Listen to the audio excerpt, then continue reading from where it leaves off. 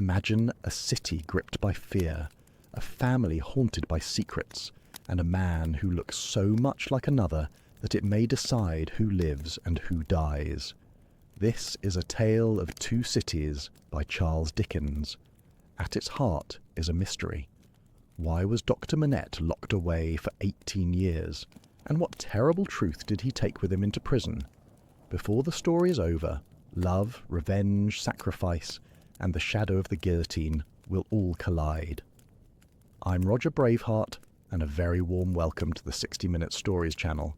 This is a powerful and unforgettable story of love, revenge, injustice, courage, sacrifice, and the terrible choices people make when the world around them begins to fall apart. Whether you are catching up on a classic you always meant to read, looking for something dramatic to listen to on a busy commute, or simply want a story filled with secrets, danger, heartbreak, and one of the most famous sacrifices in literature, this video is for you. Okay, so without further delay, let's get cracking. The story opens in the troubled year of 1775, with England and France both stumbling toward upheaval, full of crime, injustice, and brewing unrest. On a dark and misty night, the Dover mail coach struggles up a steep hill, its passengers wary of robbers and of one another. One traveller, Mr. Lorry, a careful and proper banker from Tellson's Bank, is stopped on the road by a hoarse messenger. The message he receives is strange and brief, and his reply is even stranger, a single mysterious phrase, recalled to life. The words trouble both the man who carries them and the man who sends them, and they hang over the night like a riddle. As Mr. Lorry rides on through the darkness, his mind drifts in and out of sleep, and he imagines a conversation with a man who has been buried alive for almost 18 years. Over and over he asks the ghostly figure how long he has been buried, and whether he cares to be brought back to life, and the answers come faint and uncertain. We come to understand that Mr. Lorry is travelling on secret business for the bank, a delicate and dangerous matter that he treats coolly as simply a piece of work to be done. The narrator dwells on how every human being is a mystery to every other, how each locked house and each beating heart keeps its own secret. This sense of hidden truths and buried lives runs through the whole opening.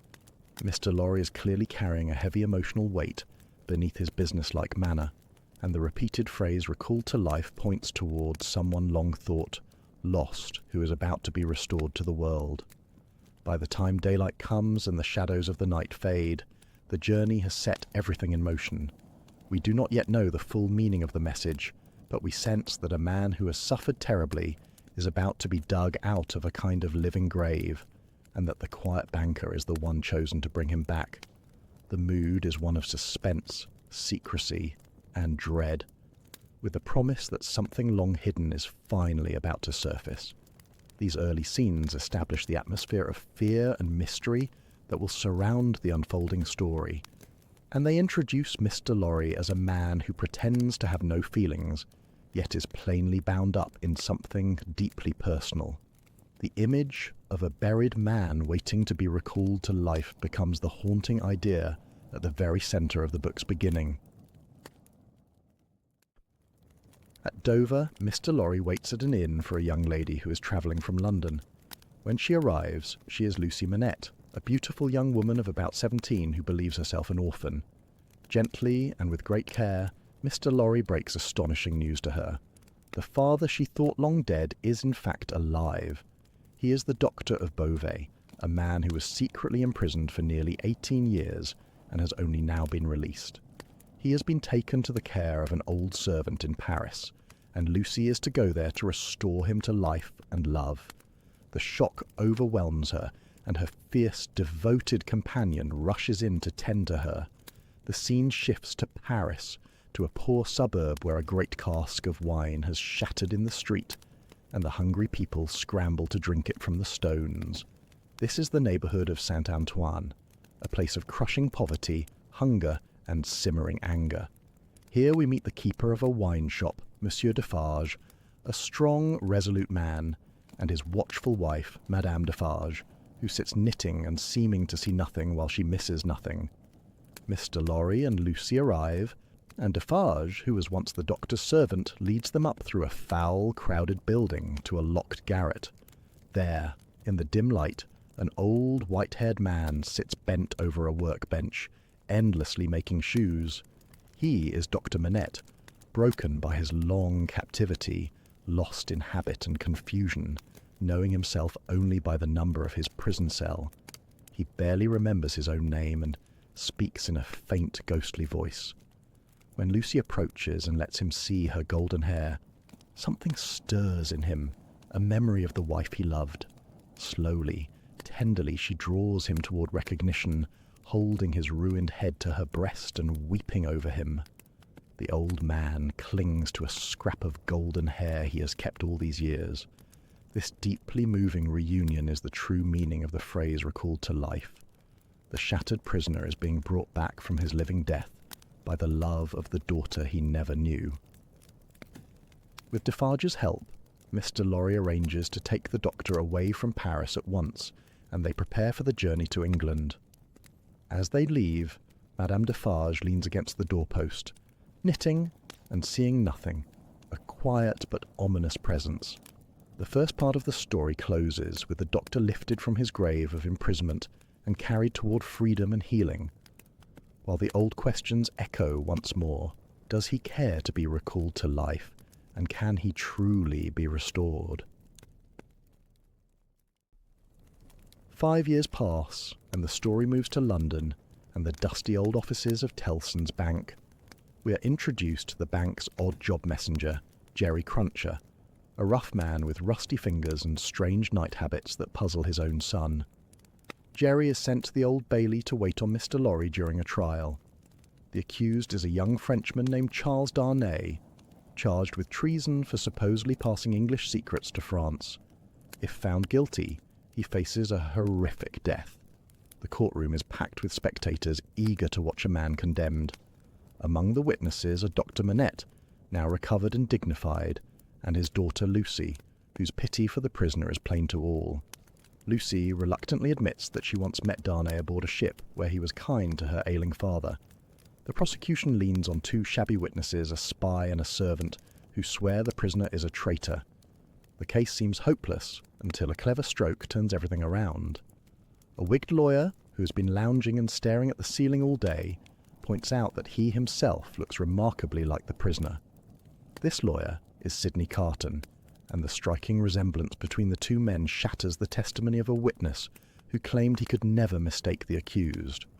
With the case in ruins, the ambitious barrister Stryver, who is Darnay's counsel, secures an acquittal, and the crowd that hoped to see a death drifts away disappointed. Afterward, Carton speaks with the freed man in a strange, half-insolent way and takes him to dine. There, drinking heavily, Carton reveals his bitterness. He is a man of real ability who has wasted himself, and he admits he cares for no one, and that no one cares for him. He toasts Lucy Manette, and then confesses alone before a mirror that he hates Darnay because the young man shows him everything he himself might have been. We learn more about Carton's life as the brilliant but idle helper of the loud, pushing barrister Stryver, doing the real work while the other takes the glory.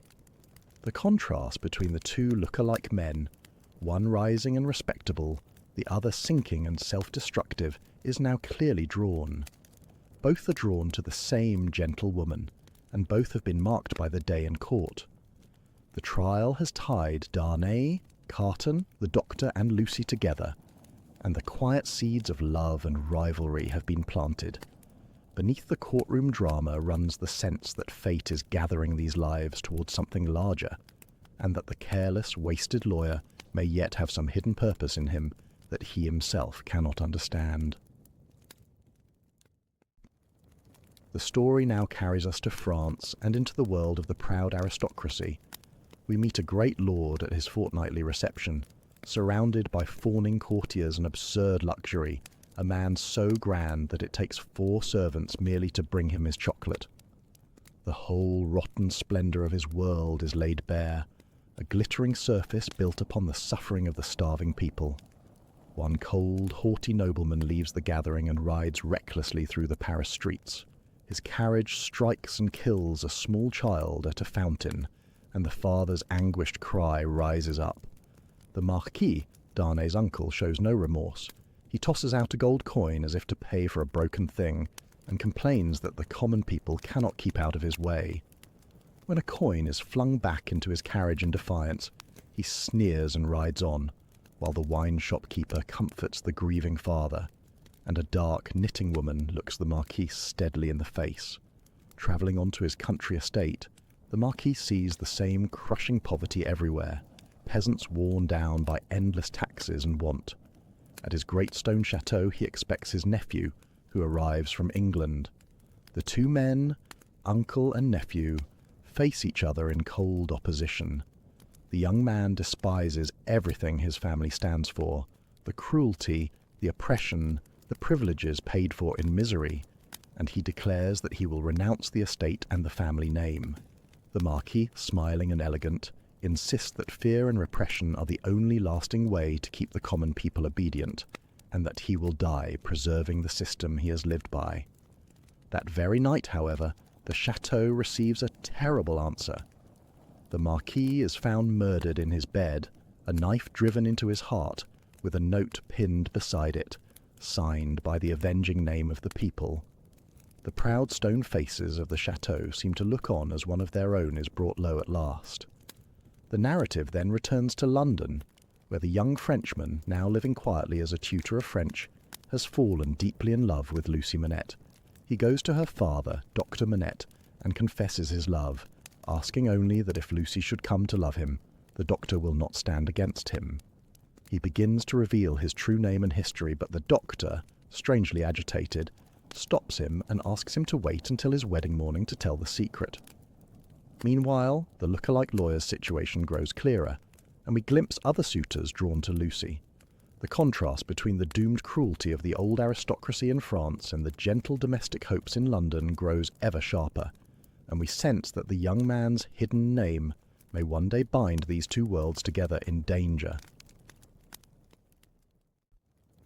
While the ambitious barrister Stryver loudly decides he too will marry Lucy Manette, treating it as a piece of good fortune he is bestowing upon her, the wiser banker Mr. Lorry gently warns him off, and the self-important lawyer quickly pretends the whole idea was never serious. The far more moving scene belongs to Sidney Carton. Though he knows himself to be a wasted, hopeless man, he comes to Lucy alone, and opens his heart to her with a sincerity he shows to no one else. He does not ask for her love, and knows he can never deserve it. Instead, he tells her that she has been the last dream of his soul, that the sight of her and her home has stirred old better feelings he thought long dead. He confesses that he is past saving, that he will only sink lower, but he wants her to know that she once kindled something fine in him. Then he makes her a solemn promise that she will never forget. He tells her that for her, and for anyone dear to her, he would do anything, that he would gladly give his own life to keep a life she loves beside her. He asks her to hold this confidence sacred, and never to speak of it, and he leaves her in tears, having shown a depth of feeling no one suspected in him. This quiet pledge will echo through everything that follows. The story then turns darker and stranger, as we follow the rough messenger Jerry Cruncher and his secret night work. A funeral procession passes, and we learn it is the burial of a spy, the same shabby informer from the treason trial.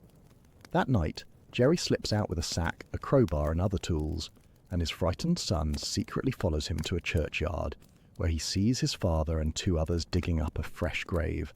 The boy flees in terror, haunted by the idea that the coffin is chasing him. We come to understand that the so-called honest tradesman is a body snatcher, a resurrection man who digs up the dead.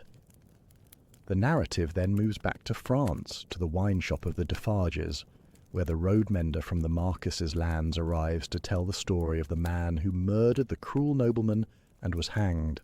The revolutionaries, who address one another by the code name Jacques, listen grimly. Madame Defarge knits steadily throughout, and we learn the chilling truth about her knitting. Into its stitches she records the names of all those condemned to die, an unbreakable register of the doomed. The Defarges take the road mender to see the king and queen, teaching him to cheer the very rulers they intend to destroy, so that the powerful will grow more careless and the end will come sooner. Around them, the women of Saint Antoine knit endlessly, quietly counting the heads that are one day to fall. Returning to Saint Antoine, the Defarges learn from a friendly police contact that a new spy has been sent to watch their quarter, an Englishman named John Barsad. Madame Defarge calmly notes that he must be registered in her knitting, and she memorizes his description with terrible precision. That night, husband and wife speak of the long, patient work of revolution. Monsieur Defarge sometimes grows weary and fears the great day may not come in their lifetime, but his wife is relentless. She compares the coming uprising to an earthquake or to lightning, slow to prepare but certain to strike, and insists that nothing they do is wasted. Soon after, the spy himself enters the wine shop. Madame Defarge, wearing a rose as a silent warning to the others, knits his name into her register while he tries to draw her out. He lets slip dangerous news that Lucy Manette is to marry the nephew of the murdered Marquis, a man now living in England under the name Charles Darnay. Monsieur Defarge is visibly shaken by this, but his wife remains cold and composed, declaring that the husband's destiny will lead him where he is meant to go. The story then crosses back to England and to a tender, important night. On the eve of her wedding, Lucy sits with her father under the plane tree, and Dr. Manette speaks for the first time of his suffering in prison, telling her how he once imagined a daughter who would comfort him. He assures her that her marriage will only brighten his future. The next day, Charles Darnay and Lucy are married, and before the ceremony, the bridegroom keeps his promise and privately tells the doctor his true name and history. Whatever passes between them leaves the doctor pale, but he holds himself together until the couple depart on their honeymoon. Then a dreadful change comes over him. Left alone with his old friends, the long-buried trauma of his imprisonment overwhelms him, and he sinks back into the lost identity of the shoemaker, sitting at his bench making shoes and not knowing those around him. His devoted companion and the loyal banker keep the relapse a secret from Lucy, pretending the doctor has been called away on business. For 9 long days and nights, the doctor remains lost in this state, working at his shoemaking with growing skill, while his friends watch over him in helpless dread. The contrast is stark between the joy of the wedding and the silent horror of the father's collapse. We see how deeply the wound of his captivity still lies within him, ready to reopen at the touch of the past, and we understand that the secret of Darnay's family name carries a power to wound that no one yet fully grasps. On the 10th morning, Dr. Manette suddenly returns to himself, calmly reading at his window as though nothing had happened, with no memory of his relapse. His friends meet him gently, as if all were normal. Then, with great care, Mr. Lorry seeks the doctor's own opinion by describing the case as if it belonged to another man, a friend who suffered a long shock and recently relapsed into an old habit connected with his suffering. The doctor, speaking with painful insight, explains that such a relapse was probably brought on by a powerful revival of old memories, and he hopes the worst is now over. He admits that the sufferer dreads the return of these memories and finds it almost impossible to speak of them. Mr. Lorry gently raises the question of the shoemaker's bench, suggesting that keeping it close may keep the fear alive. The doctor struggles greatly, for the bench is like an old companion, but at last, for his daughter's sake, he gives his sanction to its removal, asking only that it be taken away while he is not present. After he leaves to rejoin Lucy, Mr. Lorry and the doctor's faithful companion secretly destroy the bench and bury the tools, feeling almost like guilty accomplices. When the newly married couple return home, the lookalike lawyer Sidney Carton comes to offer his good wishes and asks Charles Darnay if they might be friends. He requests only to be allowed to come and go freely as a privileged but useless visitor, and Darnay agrees. Later, when Darnay speaks of Carton carelessly as a reckless problem, Lucy quietly pleads with her husband to show the man more respect and gentleness, insisting that beneath his ruined manner lies a heart capable of good and even magnanimous things, and that there are deep wounds in him. The story then leaps forward through several years of quiet family happiness, with children born and a peaceful home, while Lucy remains the golden thread binding them all. but ominous echoes of approaching footsteps grow louder, and the scene shifts to France. The great storm finally breaks. In Saint-Antoine the people rise, and led by Monsieur Defarge and his fierce wife, who carries an axe, they storm the Bastille. Defarge fights through fire and smoke, and once inside, searches out the cell where Dr. Manette was once imprisoned, marked 105 North Tower. There he discovers a hidden paper concealed in the chimney. The mob releases the prisoners, drags out the governor of the fortress, and Madame Defarge herself strikes off his head. The long-prepared revolution has erupted into bloody, unstoppable life, and the distant footsteps that troubled the quiet London home have become the roar of a furious people. The fury of Saint-Antoine grows ever fiercer. Madame Defarge, now openly leading the women, and her shrieking lieutenant rouse the quarter when news comes that a hated old official has been captured.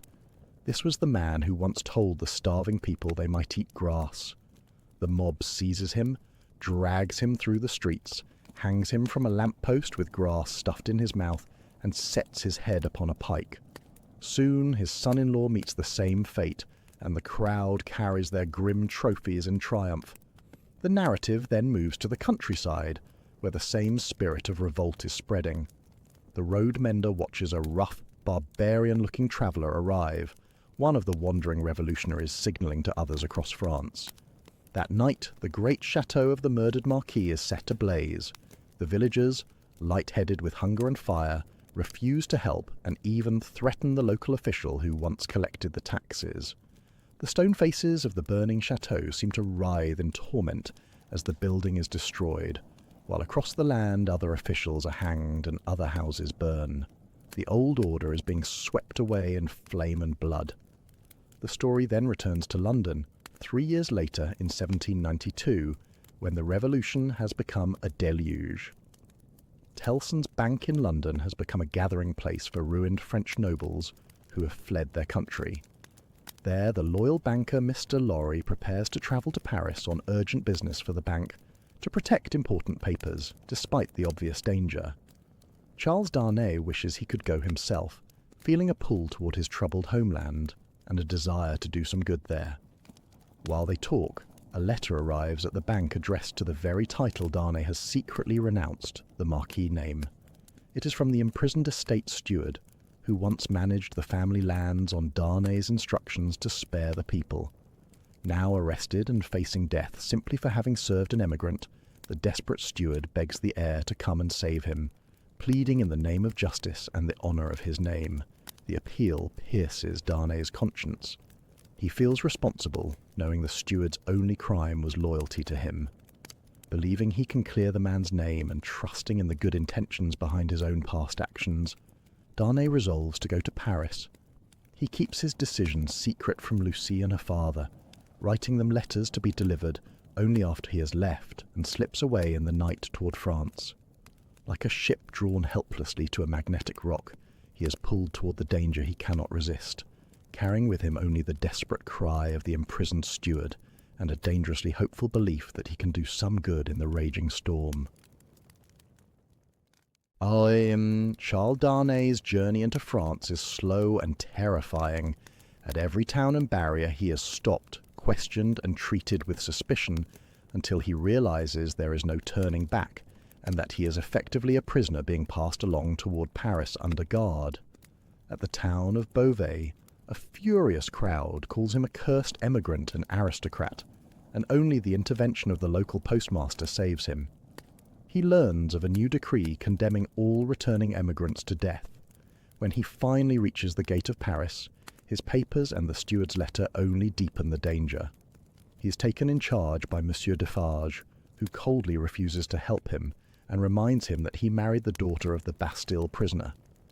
Darnay is consigned in secret to the grim prison of La Force, where he is shut alone in a cell, surrounded by ghostly fellow prisoners of fallen rank, and left to pace his small room in dread.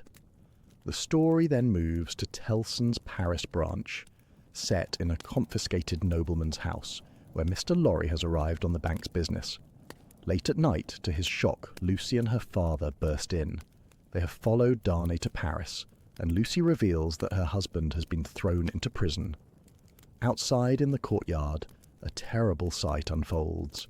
A crowd of revolutionaries gathers at a grindstone, sharpening their weapons, soaked in blood from the massacre of prisoners taking place across the city. Mr. Lorry is horrified, but Dr. Manette realizes that his own years in the Bastille give him a strange power among the people. As a famous former prisoner, he is greeted as a hero. He goes out into the bloody throng to plead for his son-in-law's life and is carried off by the crowd toward La Force. Mr. Lorry hides Lucy and her child and waits in dread through the long night. The next day, Mr. Lorry settles the family in a safe lodging. That evening, a strongly built man comes to him with a note from the doctor, confirming that Darnay is alive and that the doctor cannot yet leave the prison. The messenger is Monsieur Defarge, who brings his wife and her fierce companion so that they may study the faces of Lucy and her child and remember them. Madame Defarge knits coldly throughout, and when Lucy kisses her hand and begs her for mercy on her innocent husband, the dark woman responds with chilling indifference, declaring that the wives and mothers of the common people have suffered all their lives without pity. A shadow seems to fall over Lucy and her little daughter, and even the loyal banker is deeply troubled by the menace of the Defarges. The danger surrounding the family has become terribly real. Dr. Manette does not return for 4 days. When he does, he reveals to Mr. Lorry the horrors he has witnessed. Brought before a self-appointed tribunal at the prison, where prisoners were swiftly sent to death or freedom, he was recognized and honored as a famous Bastille captive. Through this influence, he managed to keep Charles Darnay safe in custody, rather than letting him be murdered in the massacre, and he remained in the prison to protect him. For the first time, the doctor feels that his terrible suffering has become a source of strength and power, and he takes up the role of protector with a new pride and energy. Using his standing, he becomes the inspecting physician of several prisons, including the one holding his son-in-law, and is able to bring Lucy news of her husband and assure her of his safety. The revolution, meanwhile, grows ever more savage. The king is tried and beheaded. The new republic declares war on the world, and the dreadful guillotine becomes the daily instrument of death, swallowing victims of every rank. Through all this, the doctor walks with a steady head, confident he can save Darnay, even as a year and 3 months pass, with his son-in-law still imprisoned. Lucy keeps faithfully to her duties, raising her child and clinging to hope. Her father shows her a place in the street near the prison where her husband may sometimes glimpse her from a high window, and in all weathers she waits there for 2 hours each day. Near that spot a wood sawyer, once the road mender from the Marquise's lands, watches her with unsettling jocularity, calling his saw his little guillotine.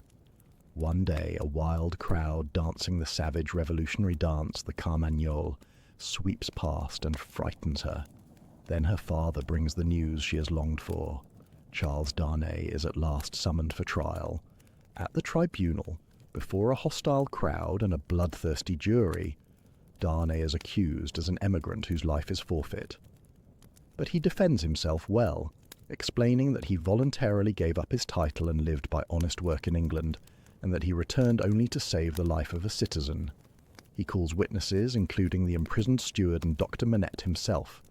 The doctor's immense popularity and his clear testimony, showing that Darnay had been faithful and had even been tried in England as a friend of the people, sway the crowd entirely. The jury votes unanimously to acquit, and the people, as fickle in mercy as in rage, weep and embrace the freed man, carrying him home in triumph on their shoulders. Lucy faints with joy into his arms, and the doctor stands proud, recompensed at last for all his suffering, declaring that he has saved Charles. The family's joy is desperately fragile. Though Charles Darnay is free, his wife Lucy cannot shake a heavy fear, for the innocent are still being put to death every day on the slightest suspicion. Dr. Manette, however, is proud and confident, certain that his influence has saved his son-in-law, and that they may all lean upon him. The household lives frugally and quietly to avoid notice, with the rough messenger Jerry now serving them, and the loyal banker close by. One evening, while the doctor tells his little granddaughter a gentle story by the fire, there comes a sudden knock at the door. 4 rough men armed with sabres and pistols enter and announce that Charles Darnay is once again a prisoner of the Republic. The family is stunned. Dr. Manette, turned almost to stone, demands to know why his son-in-law has been arrested. The men reveal that Darnay has been denounced, and when the doctor presses for the names of his accusers, they answer that he has been denounced by the wine shopkeeper and his wife, the Defarges, and by one other person whose name they will not yet reveal. The doctor is left horrified and bewildered, and Darnay is taken away into the night. Meanwhile, unaware of this new disaster at home, the family's devoted companion and the messenger Jerry are out buying provisions. They stop at a wine shop, where the fierce Englishwoman suddenly screams and claps her hands, for she has recognized a man as her long-lost brother. He is a shabby, frightened fellow now working as a spy and official for the Republic, and he is desperate not to be recognized, fearing his sister will endanger his position. The messenger Jerry, studying the man closely, begins to suspect that he is none other than the spy from the old treason trial in London. At this moment, Sidney Carton himself steps in and names the man outright as John Barsad, the spy. Carton, who has quietly arrived in Paris and gone first to the loyal banker, reveals that he has been watching Barsad and has deduced the nature of his work. He invites the unwilling spy to the banker's lodging for a private talk, hinting that he holds cards that could ruin him. The scene is set for a tense confrontation.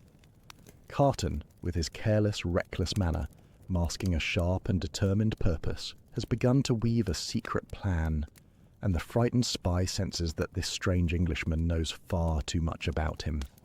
The reunion of the Englishwoman with her unworthy brother, and the messenger's puzzling certainty about the spy's past, draw these threads together, while at home the family faces the crushing news that Charles Darnay has been seized again, denounced this time by the very people who once seemed bound to them. At the loyal banker's lodging, Sidney Carton plays his hand against the cornered spy, John Barsad, as coolly as if dealing cards.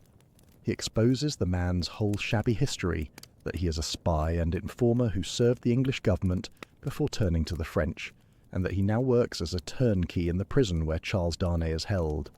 Carton makes it clear that he could denounce Barsad as an English agent and enemy of the Republic, a charge that would surely send him to the guillotine.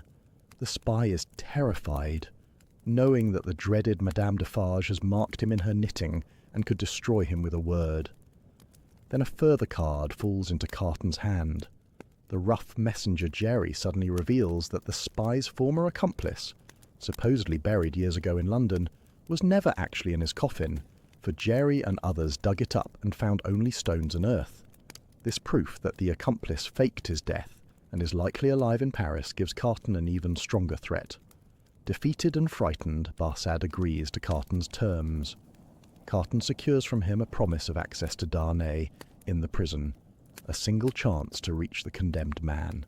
He admits to the banker that this access cannot save Darnay's life, but he will not say more about his purpose. In a quiet, moving conversation by the fire, Carton speaks gently with the old banker about life, age, and remembrance, and there is a strange tenderness and resolve in him. He walks the streets at night, repeating to himself the words of resurrection and life that were read at his father's grave, a man who seems at last to have found his road and its end. The trial of Darnay then resumes before the savage tribunal. This time, Darnay is denounced by 3 people. 2 are the wine shop keeper and his fierce wife. The third name strikes the court like a thunderbolt, for it is Dr. Manette himself. The doctor protests in horror that he never denounced the husband of his child, but the tribunal silences him. The wine shop keeper then tells how, on the day the Bastille fell, he searched the doctor's old cell and found a hidden paper written by the doctor during his imprisonment. This paper, he declares, is now to be read aloud to the court, in a dead silence, with Darnay looking lovingly at his wife, the doctor staring at the reader, and the dark knitting woman fixing her eyes on the prisoner. The long-buried document is opened. It is the secret testament the doctor wrote in his agony years before, and its contents are about to seal his son-in-law's fate, turning the doctor's own hidden suffering into the weapon that condemns the man his daughter loves. The court hears the full, terrible story written by Dr. Manette in the Bastille.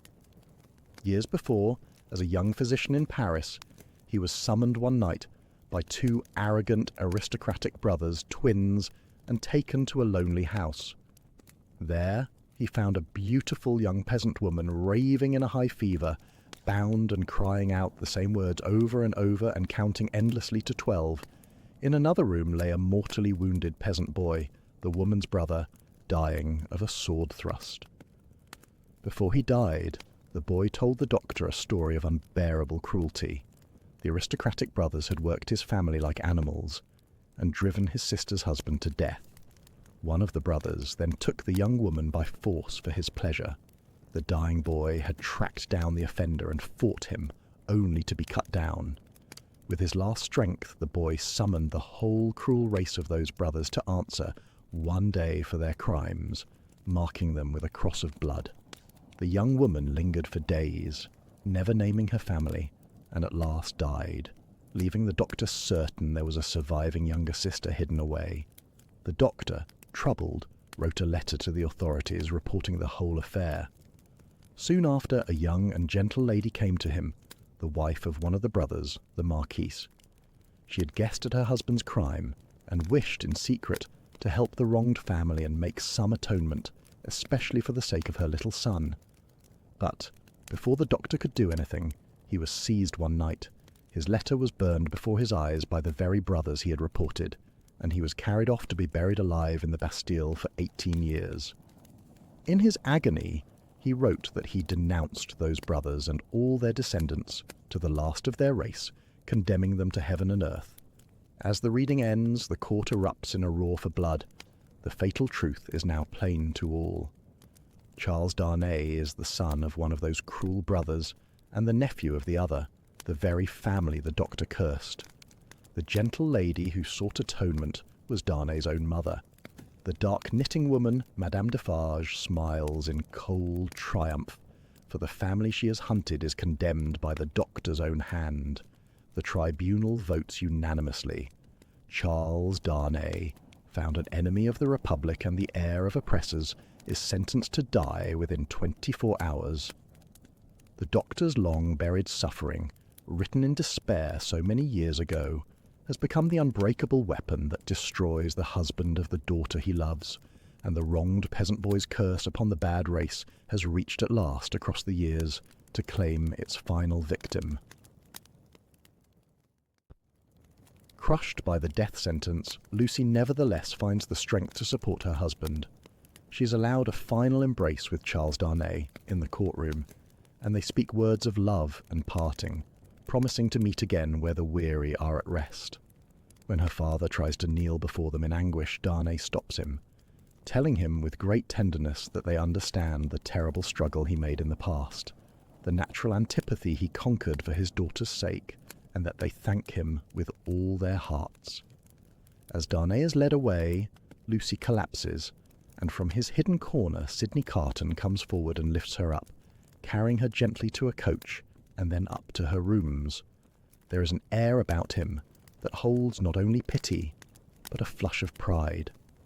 As he lays her down and kisses her unconscious face, he murmurs words that the little child remembers ever after, words about a life she loves. Carton then urges the doctor to try once more to use his influence with the men in power, knowing the effort is almost hopeless, but believing it may one day comfort Lucy to know everything was attempted. The doctor goes off determined to try. Privately, Carton and the loyal banker admit to each other that there is no real hope, for after the demonstration in court, no one dares spare the condemned man. Carton walks away with a settled step. He pauses in the dark Paris streets, resolving to make himself known among the people, and turns towards Saint-Antoine. There he enters the wine shop of the Defarges, posing as an Englishman, and quietly overhears a chilling conversation. Madame Defarge, her fierce companion, and one of the bloodthirsty jurymen speak of their plans. Madame Defarge declares that the whole family of the condemned man must be exterminated, the wife, and even the little child as well. Her husband, troubled, urges that they stop somewhere, and speaks with some pity of the doctor's suffering and his daughter's anguish, but his wife is implacable, demanding extermination. Then she reveals the secret at the heart of her hatred. She tells how, when the doctor's paper was read by the light of that very lamp, she revealed to her husband that the murdered peasant family in the story was her own. The wronged sister was her sister, the dying boy her brother, the slain husband her sister's husband. The summons to answer for those crimes has descended to her, and she will pursue the bad race to its last member. Carton, listening, understands the full depth of the danger. He sees that even if Darnay dies, Madame Defarge will turn next upon Lucy, the child, and the doctor, and that this remorseless woman will not stop. The plan forming in his mind now takes on terrible urgency. After leaving the wine shop, Sidney Carton returns to the loyal banker's room, where the old man waits in anxious distress. Dr. Manette has been gone for hours, trying to use his influence to save his son-in-law, but when he finally stumbles in, it is plain that all is lost. The shock and failure have shattered him, and he has sunk once more into the broken state of the shoemaker, wandering and helpless, searching for his lost bench and his work, no longer knowing those around him. His friends are filled with terror and pity, but Carton sees that there is no longer any hope from the doctor. In the doctor's coat, Carton finds the certificate that allows the old man, his daughter, and her child to pass freely out of the city and across the frontier. He seizes upon this with sudden purpose, thanking God. Carton now lays out a careful, urgent plan to the banker. He reveals the deadly danger he overheard in the wine shop, that Madame Defarge means to denounce Lucy, her child, and her father as well, using a charge that the woodsawyer will support, claiming Lucy made signals to prisoners. He explains that this new denunciation will not come for a day or more, giving them a narrow window. Carton instructs the banker to have horses and a carriage ready the next afternoon, with the doctor, Lucy, the child, and the banker himself prepared to flee Paris at 2 o'clock.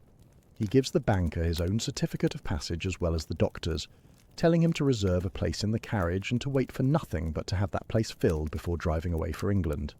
He presses the banker to tell Lucy that night of the danger to her child and father, since she would never flee to save only herself, and to make her believe it was her husband's last arrangement. Carton extracts a solemn promise that nothing will make the banker change or delay the plan, warning that any hesitation will cost many lives.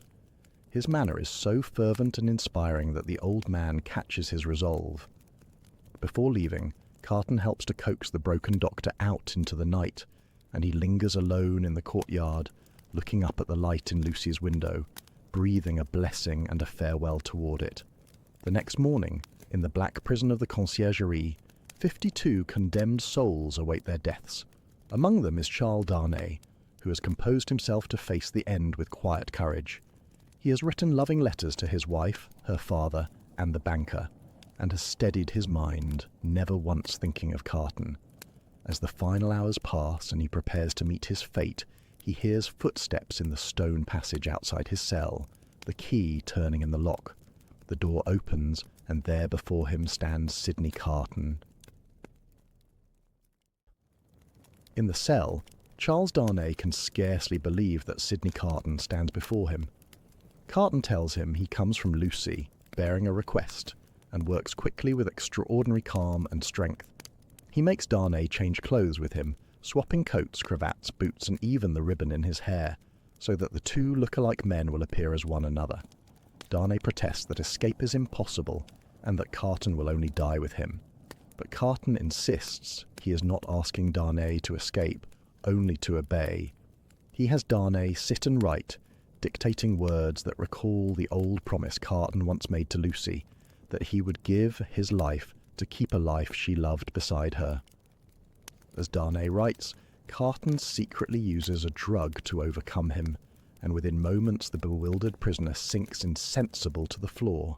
Carton then dresses himself in Darnay's clothes, takes on his appearance, and calls in the spy, John Barsad, who has been bound to help by Carton's threats. The unconscious Darnay, now dressed as Carton and believed to be the fainting English visitor, is carried out by the spy and his men to the waiting carriage, where the loyal banker and the family are ready. Carton's instructions are followed exactly, and the swooning man is taken to the coach. Carton remains behind in the cell, calmly taking Darnay's place among the condemned. When the jailer comes, Carton answers to Darnay's name and is led to a great dark room where the 52 are bound for the journey to the guillotine. There a frightened young seamstress, who had known the real Darnay in prison, comes to him, and seeing his face she realizes in astonishment that he is not the man condemned but a stranger dying in his place. Moved by her gentle innocence, Carton comforts her and agrees to let her hold his hand to the very end. Meanwhile, the carriage carrying the family races out of Paris. At the barrier, their papers are examined, the names read aloud, including the swooning English advocate and the helpless doctor. The officials let them pass, and the loyal banker breathes that the first danger is past. Through the long, terrifying flight across the countryside, the travellers watch fearfully for pursuit, urging the horses on, while the drugged man slowly begins to revive and to speak. The wind and clouds and moon seem to chase them, but so far nothing else does. Carton's selfless plan has been set fully in motion. The condemned man is being carried to safety and freedom, dressed as the wasted lawyer, while the wasted lawyer waits quietly in the prison to take the death meant for another, holding the hand of a frightened girl, having found at last a purpose worth everything in the love he could never claim. While the condemned wait and the family flees, Madame Defarge holds a dark council with her fierce companion and one of the bloodthirsty jurymen, this time in the shed of the wood sawyer rather than the wine shop. She reveals that she does not trust her own husband in the matter of destroying the family, for he has grown weak and inclined to relent toward Dr. Manette. The Evrémonde people, she insists, must all be exterminated, the wife and child following the husband and father. She fears that if she delays, her husband may give warning, and the family might escape, so she resolves to act on her own.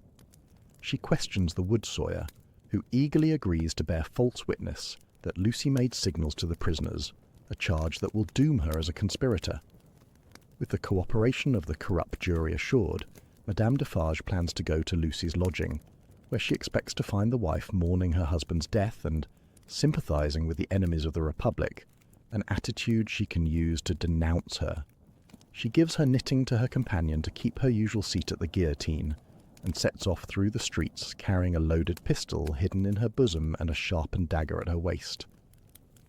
The narrator pauses to describe this ruthless woman, hardened from childhood by a brooding sense of wrong and an inveterate hatred of the aristocratic class, until opportunity turned her into a creature absolutely without pity. Meanwhile, at the family's lodging, the fierce Englishwoman who serves Lucy and the rough messenger Jerry are making their own arrangements. They have agreed to follow the family's escape coach separately in a lighter carriage, so as not to overload it and to help speed its journey. The Englishwoman, distracted with fear and hope for her beloved charges, suggests they not start from the courtyard itself, lest a second carriage leaving rouse suspicion. The messenger, deeply shaken by all the death he has seen, makes solemn promises in his rough way, vowing never again to do his secret grave-robbing work and never again to interfere with his wife's praying, if only the family can be brought safely out of danger. They arrange that he will go ahead to the posting house to ready the horses, while the Englishwoman will meet him near the great cathedral door. As these plans are settled and the messenger hurries off, Madame Defarge draws nearer and nearer through the streets, moving with deadly purpose toward the now nearly deserted lodging. The two women, each fiercely devoted to her cause, one to vengeance and one to love, are about to be brought face to face, while the precious minutes the family needs for escape hang in the balance. The fierce Englishwoman who has devoted her life to Lucy is left alone in the lodging, getting ready to follow the family's escape. Bathing her swollen eyes, haunted by fear, she suddenly looks up and sees Madame Defarge standing in the room. A basin falls and shatters, the water flowing to the feet of the dark, deadly woman who has come hunting the wife of the condemned man.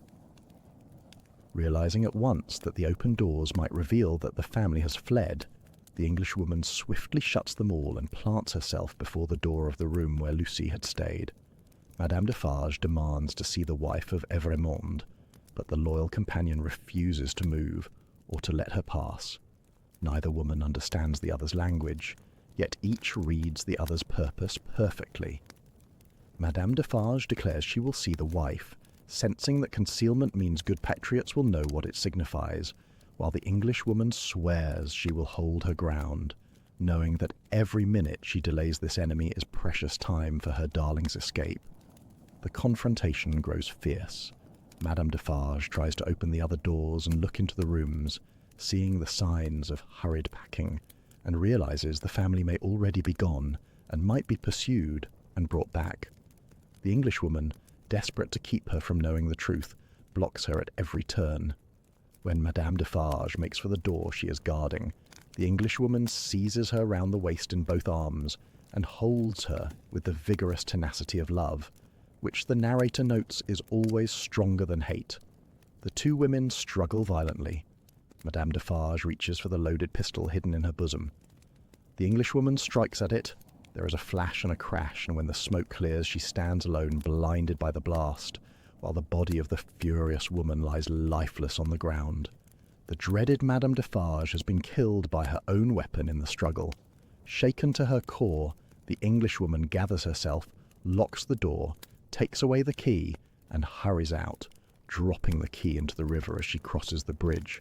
She meets the messenger at the cathedral as arranged, but she has been left permanently deaf by the crash of the pistol, and she tells him, in her dazed state, that there was first a great crash and then a great stillness that will never be broken for her again. The messenger, amazed and disturbed, realizes she truly cannot hear the roll of the dreadful death carts now nearing their journey's end. The greatest threat to the fleeing family has been destroyed, but at the cost of the faithful woman's hearing, and the way is now clear for them to escape Paris, while the woman who would have hunted them down lies dead.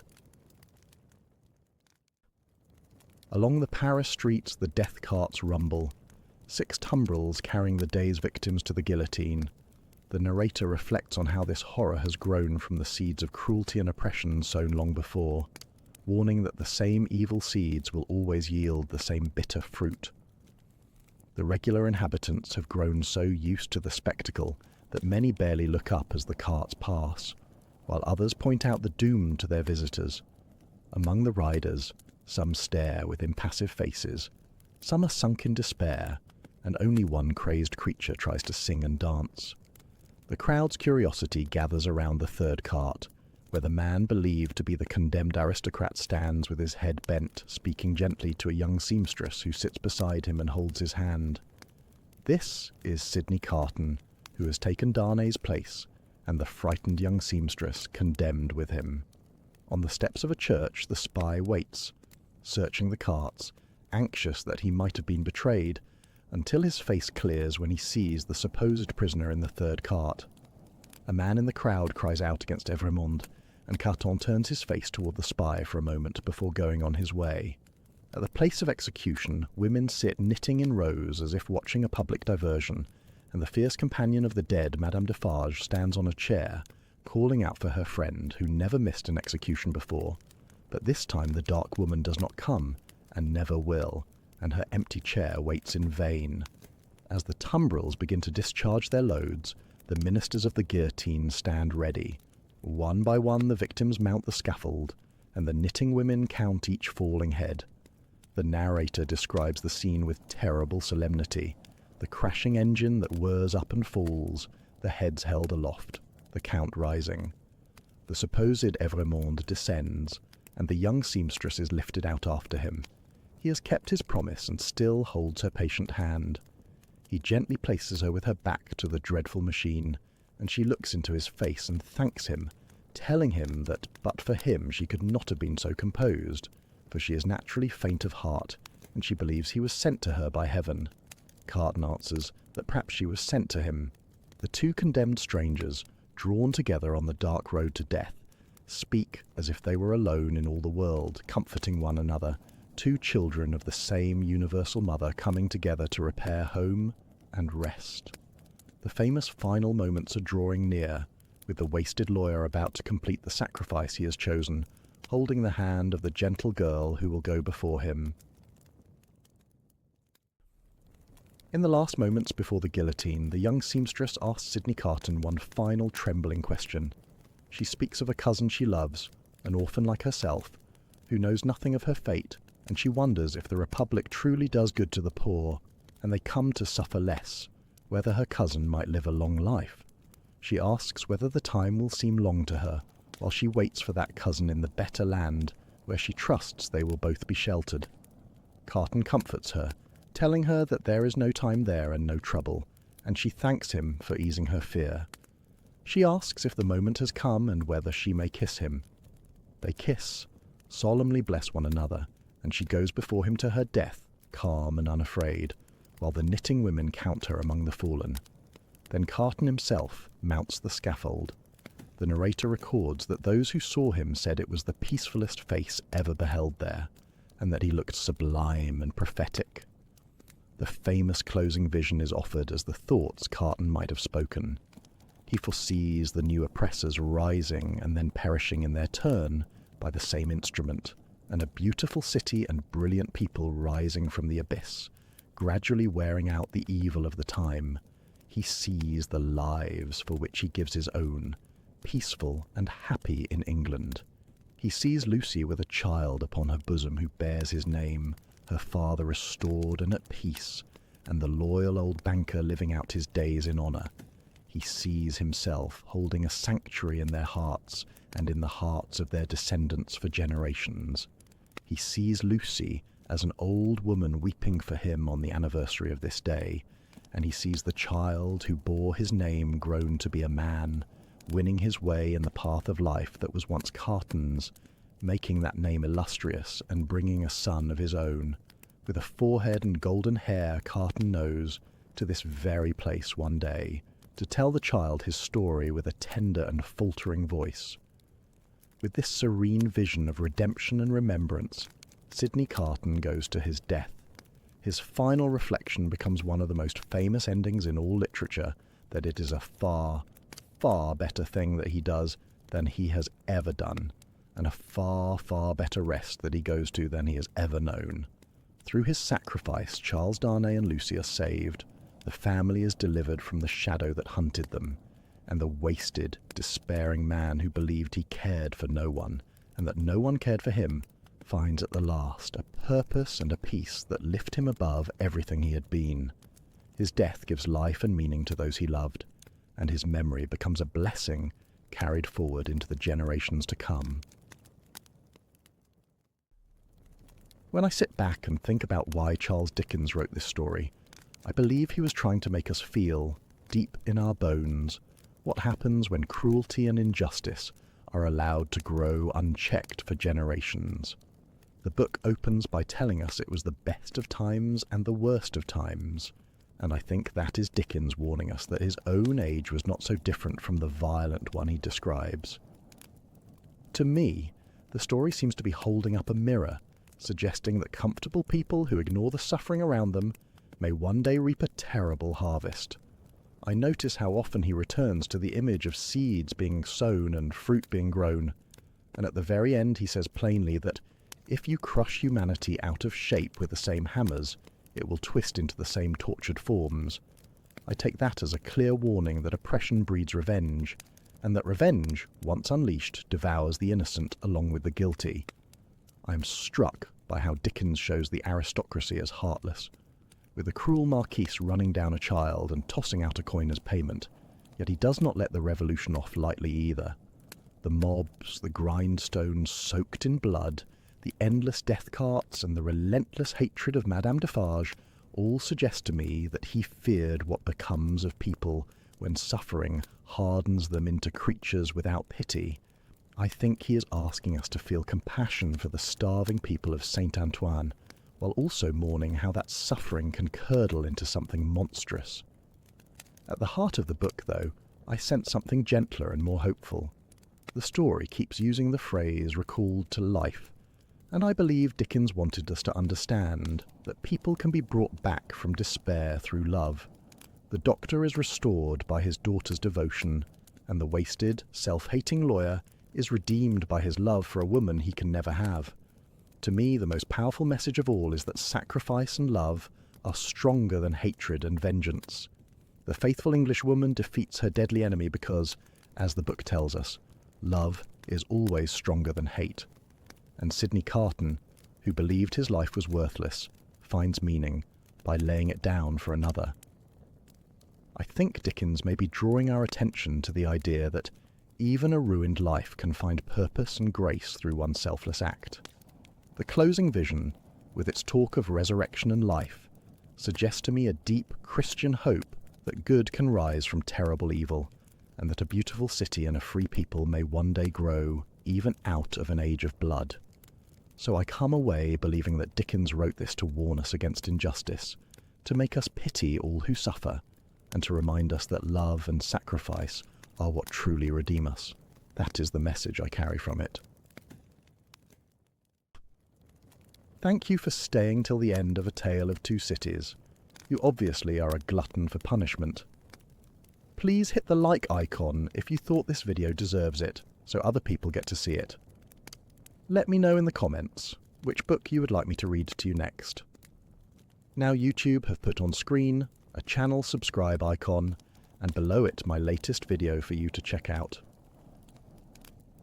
See you next time.